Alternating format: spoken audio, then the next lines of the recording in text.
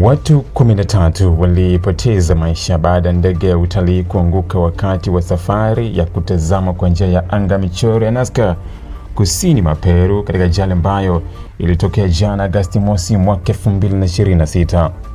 Ajali hii imehusisha watalii 11 wa kigeni pamoja na wafanyakazi wawili wa ndege na imeacha taifa hilo pamoja na sekta ya utalii duniani katika majonzi makubwa, huku uchunguzi wa chanzo cha tukio hilo ukiendelea.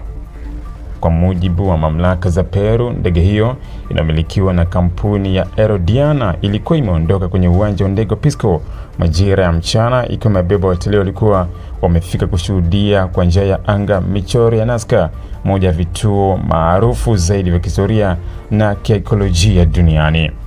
Dakika chache baada ya kuondoka, rubani alitoa taarifa ya dharura kwa mnara wa kuongozea ndege kabla ya mawasiliano kukatika kabisa. Muda mfupi baadaye, ndege hiyo ilianguka kwenye eneo la Pueblo Viejo karibu na mji wa Nazca na kuwaka moto, hali iliyofanya isiwezekane kwa yoyote kunusurika.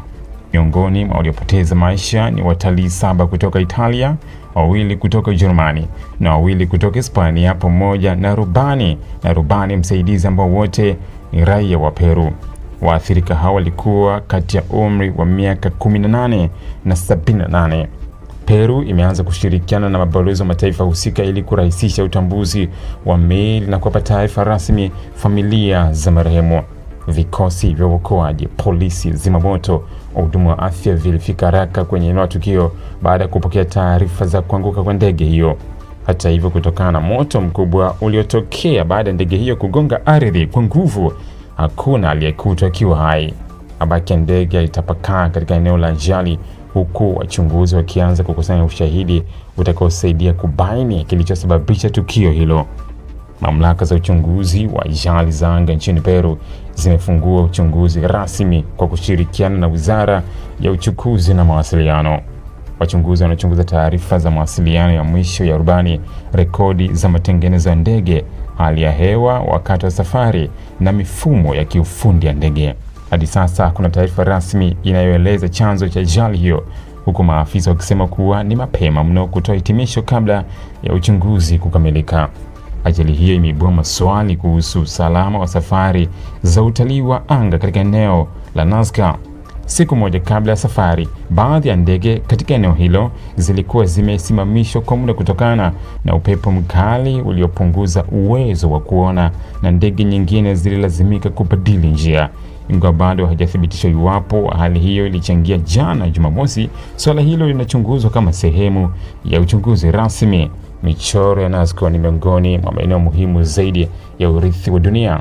Michoro hiyo mikubwa iliyochongwa katika jangwa la kusini mwa Peru inajumuisha maumbo ya ndege, nyani, buibui, samaki na vielelezo mbalimbali vya kijiometri ambavyo vinaaminika kutengenezwa kwa ustaarabu wa kale na wa karne nyingi zilizopita.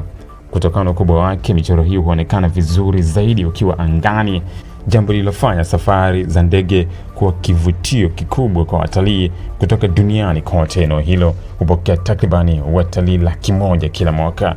Hii sio mara ya kwanza kutokea kwa ajali za ndege zilizobeba watalii katika eneo la Nazca.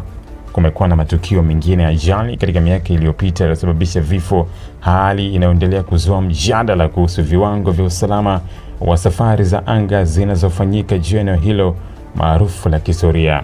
Peru imetoa salamu za pole kwa familia za marehemu na kueleza kuwa itaendelea kushirikiana na mamlaka za ndani na kimataifa kuhakikisha chanzo cha ajali kinabainika. Wakati uchunguzi ukiendelea, ajali hiyo imeacha huzuni kubwa kwa familia za waathirika, sekta ya utalii na jamii ya kimataifa, huku wengi wakisubiri majibu yatakayofafanua kilichosababisha ndege hiyo kuanguka muda mfupi baada ya kuanza safari yake. Ili kuwa mwanafamilia bora wa Global TV, usisahau kusubscribe, like, kushare na kucomment. Baada ya kusubscribe, bonyeza alama ya kengele ili kupata taarifa kwa kila video inayopanda Global TV Online.